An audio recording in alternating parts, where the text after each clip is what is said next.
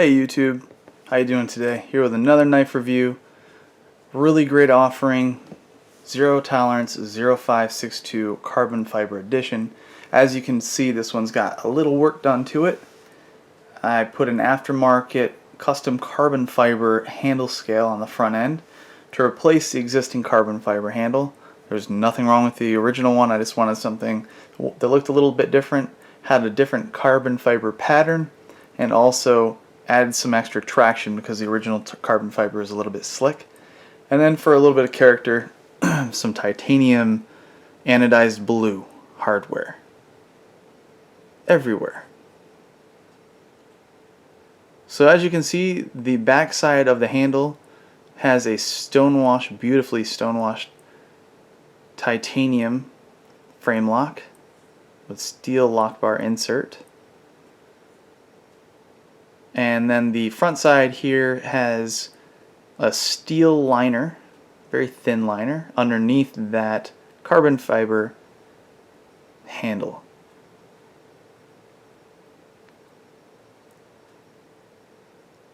Okay. So what you're looking at is, aside from what's been customized, this thing is about $240 out of the box, and you get carbon fiber handle. It's flat, again, smooth. This pivot pin is silver, all the hardware is black. Okay, black here, silver disc, black screw, silver pivot pin. But you get all of that, this beautiful blade design, slicer grind is what they're calling it. This very nice satin rub finish. I don't think it's a satin rub finish, it's like a satin machined finish. See if I can really catch that.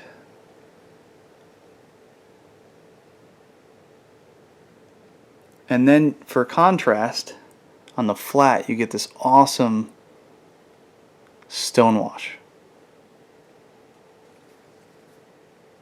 And then you get M390 steel, which is freaking awesome. And as you can see, that stonewash goes from the titanium handle and matches the flats of the steel blade and on the flipper and all that good stuff. Some internal jimping here does actually give you very good traction right there. And you have some very nice jimping on the back here. Again, very good traction. Works very well. Little swedge on the back has the same satin finish. Very nice thick blade stock. Very nice strong and sharp tip. Overall, outstanding design. Comes very sharp.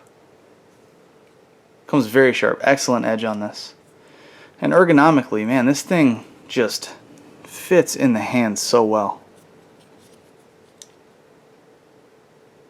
Very, very nice. And I have medium-sized hands, and if I really hike up on it, a little bit sticks out the bottom there. So large hands, you're still going to probably be down here a little bit more, but there's going to be enough. 3.5 inch blade, 5.5 ounces. Flow through design, nice and thin.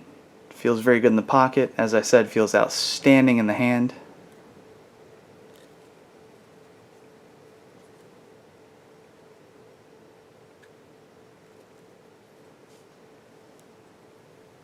And you're getting great value here. Solid lockup, of course, no blade play in any direction. Now, the hardware that came stock actually gave me just slightly earlier lockup. This is actually giving me about 70% lockup right now, which I don't like. And it came about 50% lockup out of the box, which I don't like. Zero tolerance nailed this one out of the park, but I've seen a lot of their knives, a lot of this exact knife come out of the box with a little bit later lockup than I would like. I think a lot of people just won't really care. I usually like around 30% at the latest, so that'd look more like, if I could stop hitting the damn camera, something like that when it locks up, and a little less like that. But whatever, the angle of the bottom of the blade tang here, if you can see that, it's got a really good angle on it. So I don't see this walking over any further. And it does have a steel lock bar insert, which is replaceable. And I might just replace it and put something else in there that sticks up a little bit and makes this a little bit earlier. Who knows, whatever. Integrated lock bar, steel lock bar insert with the integrated tab there, which stops the over travel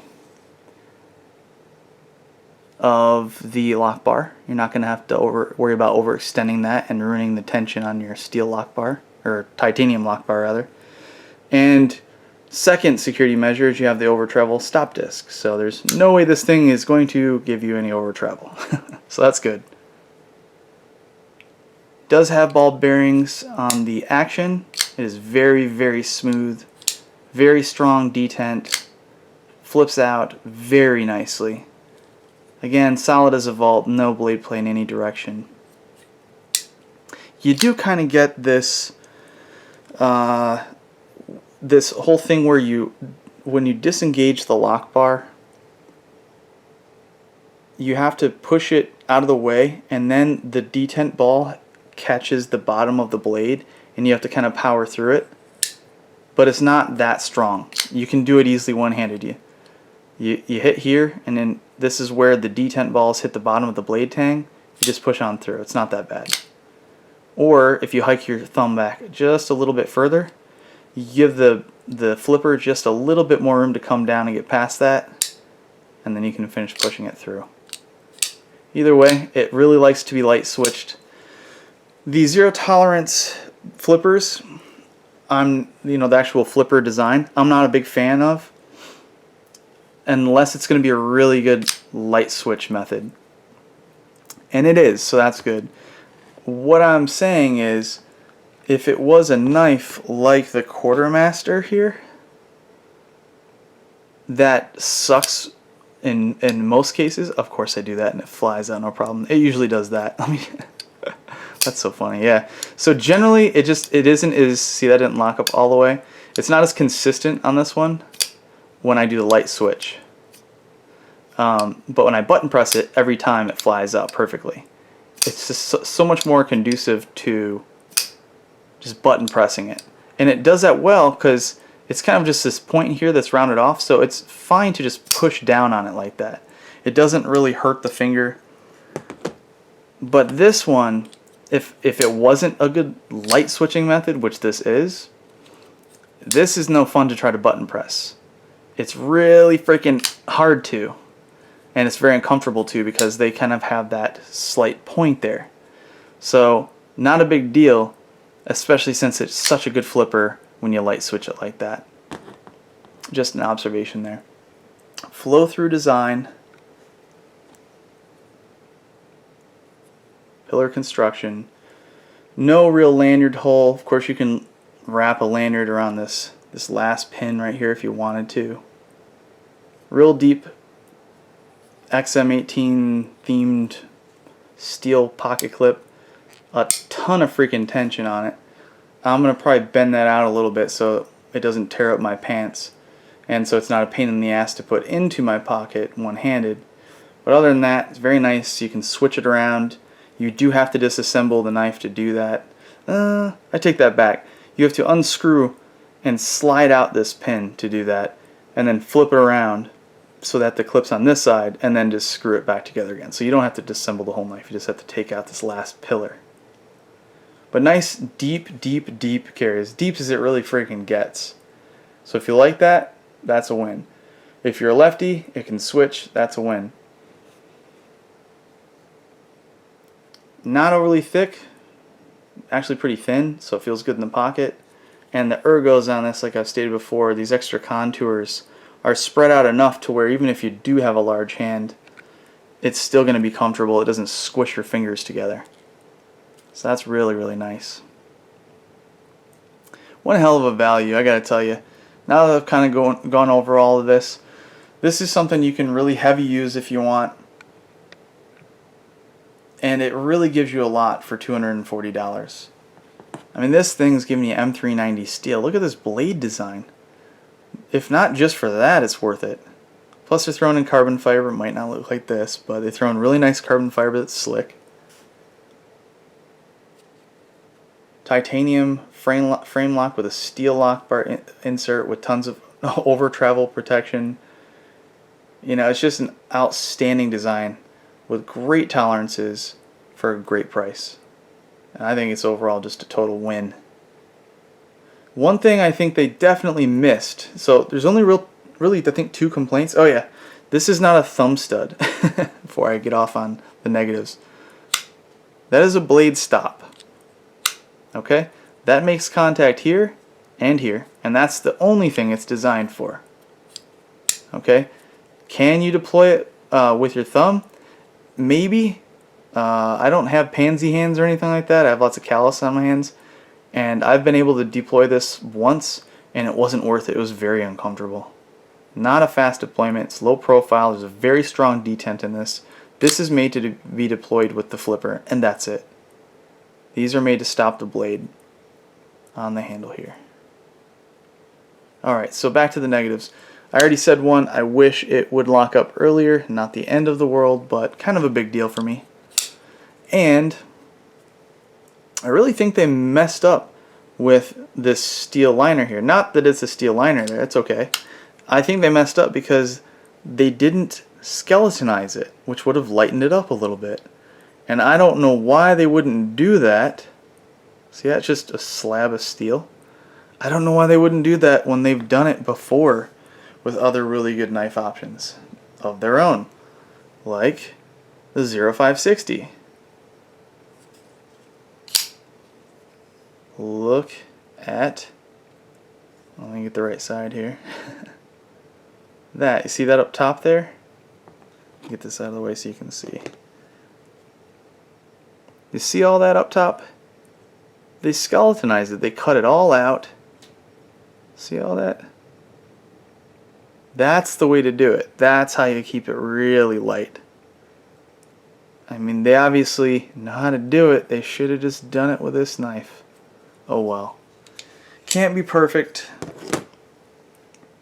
But this thing's pretty damn close. Very good knife. Very, very, very impressive fit and finish. I love the design. I love the aesthetics of it. It looks good. It feels good. It performs great. And the value's through the roof on it. I don't really think there's anything else to say. Some competitive options. If you want something a little larger, I already showed you the 0560. I'll do a separate review on that. That's been around for a long time. Just a little bit overall bigger in every way. Doesn't offer the same style of blade. I don't think it's quite as good as a blade design. It's still an outstanding blade design. It's just the slicer grind is one of my new favorites. It doesn't have M390. It's got L-Max. It does have contoured handles. Oh yeah, slightly contoured. Not sure if you're seeing that, but they're very comfortable. Same thing on the titanium side here. Very nice in the hand. Not as comfortable and not as good of a flipper though. Okay, you have all this aggressive jimping here, which is normally great, but it should have stopped here and down. It should have been gone. Because when you do flip this, first of all, light switching on this is kind of hit or miss. It has a very weak detent. Okay, very weak detent. So sometimes if you really get it just right, it slowly, reluctantly flings out there, you know, like a big, slow, lazy, heavy blade. But when you button press it, it does a lot better. Very, very smooth action, don't get me wrong. I mean, this thing just falls on its own weight. But when you do button press it, you're hitting that jimping, and after you know, finger your knife for an hour like I do, or hours on end rather, it starts to tear up your hand. So that's a poor design. Flipping this thing all the time can get a little old, even though it's so nice. Great design, similar price points. You get a hell of a lot more for the 0562 carbon fiber. You get a hell of a lot more. The Rata Hills, this thing's awesome. You can get it for $177. S35 VN blade steel. So a little bit inferior blade steel, outstanding blade steel, but a little less incredible than the M390. Same sort of thing though. You have, instead full titanium handle, so you'd think it'd be a little heavier, but it's not. It's actually 0.1 ounces lighter. Similar overall length and weight. See if I can get that all in there for you. That's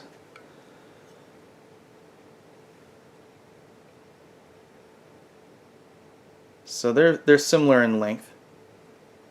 Let me see here. I'd say they're almost exactly the same length. And the cutting edge, let's see here. Cutting edge is, you got a little bit more on zero tolerance on cutting edge. Okay, and I would estimate probably a slightly more delicate yet more sharp tip on the zero tolerance. I don't think it's like a paramilitary 2 type delicate, but it's more delicate. It's just a little more pointy and sharp. With this sort of design on the hills, you have still a lot more thickness towards the end here. Then as it drops down, it's still very sharp. You have more of that, you have more material and less narrow of an angle here, so that's just a stronger tip. The zero tolerance, very sharp, okay? But as you can see, it really tapers down, very nice and thick here, so it's going to be a great penetrating knife, and tapers back down. That allows the knife to really slide through materials. But it does start to really taper down and get really thin towards the top, and a little less, a little more narrow of an angle here, so it's going to be a little bit more delicate, but not by much. They're great knives. This carries a little bit less deep in the pocket, is just as ergonomic and comfortable in the hand as the zero tolerance 0562. Really, the only thing you're looking at has the same steel lock bar insert, over travel protection. They both have ball bearings. All 3 of these have ball bearings. So, when you compare these two here, you're really just saying, do I want to pay $70 more, $60 more for M390? A lot of people will probably say yeah. So that's up to you. Do I, aesthetically also, do I like the looks? These have been modified a little bit, but do I like the looks better than in one than the other? So the last comparison to the 0562 carbon fiber edition by Zero Tolerance. A little bit shorter, stouter, stubbier, and suckier. Not a terrible knife, just not a huge fan. I think it's called the QSC7. They call it the Spicoli. It's by Quartermaster. I modified it, if you haven't noticed. It used to have an even longer handle, and it was like totally out of proportion. It used to come out to a point and have this triangular lanyard hole in it. So I took care of that disaster, and now it's a hell of a lot better, and the blade to handle ratio is reasonable. It used to come out to like here. It was ridiculous. But it's pretty robust, stout, thick, impractical, like all of their designs at Quartermaster. I do like some of their stuff. It's just, I look at it as a novelty. So if you just want this because you're like, man, that looks cool, then get it, because it does look kind of cool. Very thick blade stock. I mean, holy shit. Look at this.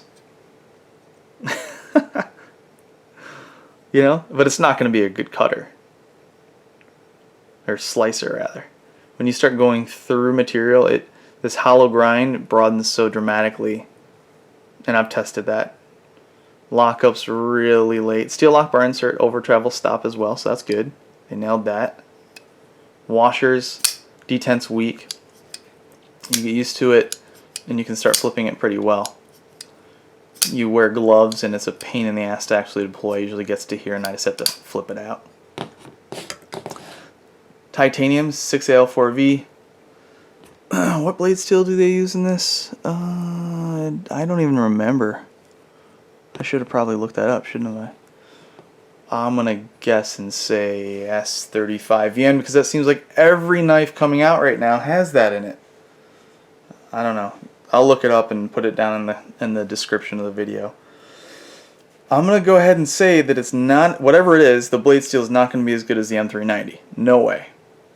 It doesn't have as much cutting edge. The blade's not as long. The handle's just as long though. Interesting. Let me really look at that, make sure my perspective's right. Handle's almost as long. Before you modify it, the handle's longer. It's much thicker in every dimension. Okay. Steel, titanium, you still have the titanium frame lock. This comes with an extra titanium pocket clip, so if you want to carry righty or lefty, you can put it on there, so that's cool. But this doesn't give you an extra pocket clip, because you don't need it, you can just flip it. So righties and lefties will work for both of these. So you get better blade steel with the zero tolerance, you get better fit and finish, overall quality, overall design, and this is less. Well, I bought this for $200. Oh, you know what? I think this is $230. I'm sorry. So this is, the zero tolerance is $10 more than the Quartermaster. The Quartermaster is $230, which is, you know, when I bought this for the deal through Blade HQ at $200, I was kind of laughing at that. I just wanted to see what this thing was all about. It will not remain in my collection, but American made, and I'm not a huge fan. I think that it is definitely a overbuilt knife, you know, so somebody is looking for that tank of a knife. This definitely fills that role, and I think it's kind of cool to look at, but for its overall size, it's kind of small, and it's very, very stout, very thick and beefy. You know, and it just, the ergonomics on it are okay. It just feels like a brick in your hand, you know. So not even comparable in my opinion. This is such a better deal. So anyway, if you're looking for a really good zero tolerance, if you're a fan of them, I think this is probably one of the best offerings they've ever put out. I really do. In any configuration you get it in, it's an outstanding option.